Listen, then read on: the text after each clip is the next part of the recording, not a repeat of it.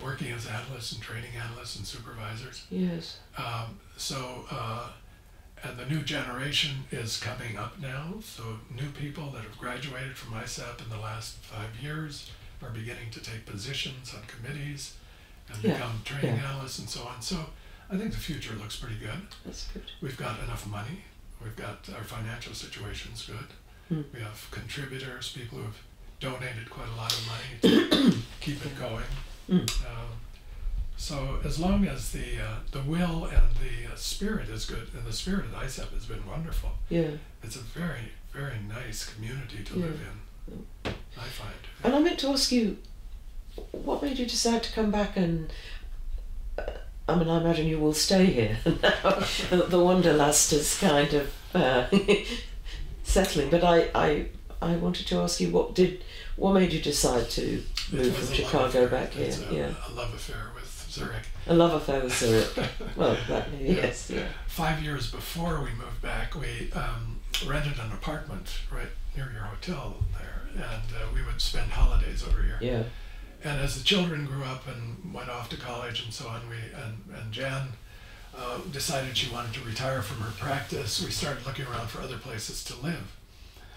Would we spend our retirement years in California or Arizona or Florida, which are the typical places?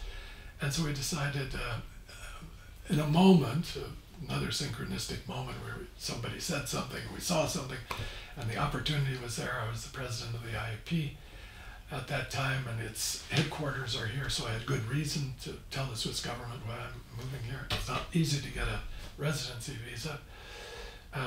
We seized the moment, took the opportunity, and moved, sold everything there, and moved here on the chance that we would stay here.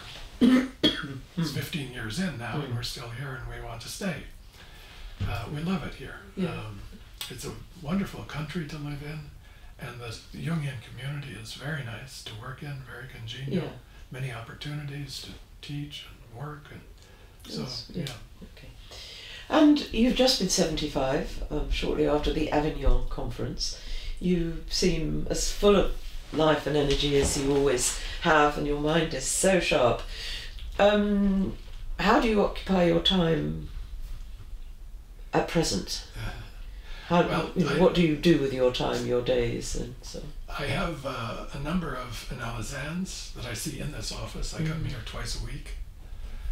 And then I do quite a bit of Skype work with people in other locations, some in America, some in other parts of the world, some as supervision, some as analysis with people that I worked with in America for many years, and they wanted to continue on a weekly basis. So that's a big part of my working time spent that way. And then I write and I publish, and and you know, we keep a household, and we have a couple of cats, and we take holidays and enjoy life. But each day is full. Well, that's very encouraging. Now, I notice there's no couch in here when you do your clinical work. Is that deliberate? Yes. Yeah. I grew up with the face-to-face method of conducting analysis. That's the way I was analyzed by my analysts, and it's what I've continued to do. Never used a couch. I did have a couch in my office in Chicago, but I didn't use it as a couch. It was mostly used as a seating arrangement. I'd sometimes see couples in there as well. Occasionally somebody would try to use it as a couch for a couple of sessions, but it wasn't comfortable for me. It wasn't comfortable for them. I wasn't. You were trained that way. I was trained that way. Your preferred method, yeah.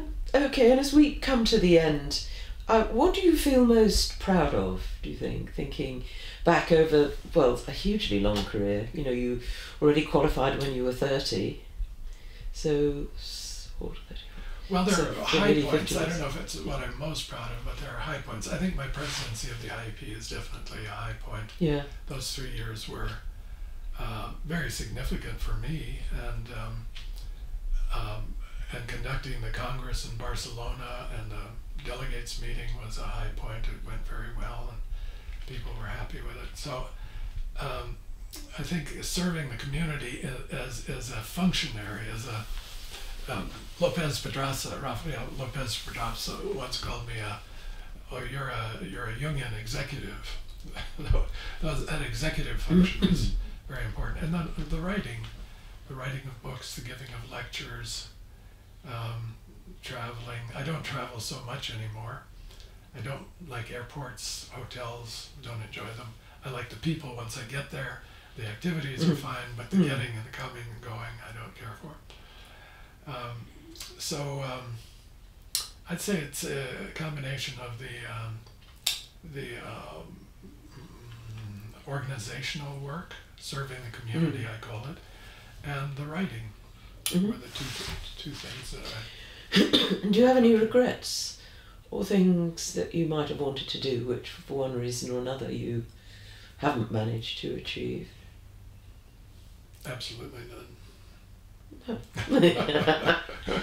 that I can think of at the moment, no.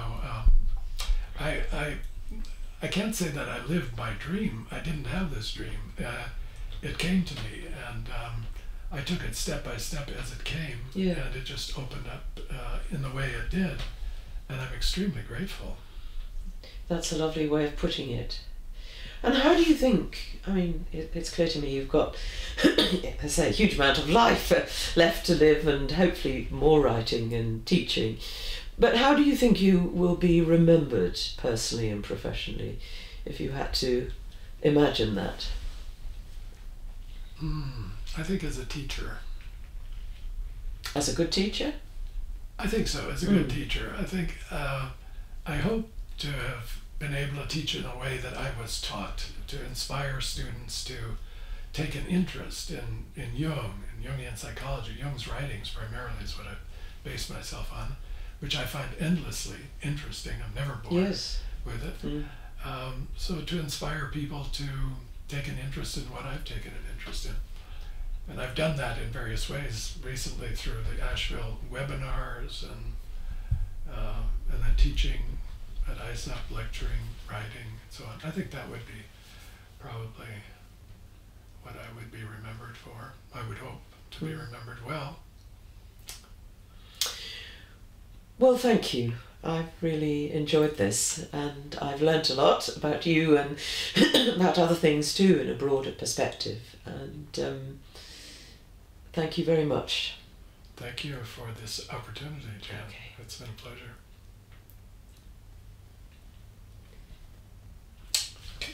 Okay, right on time.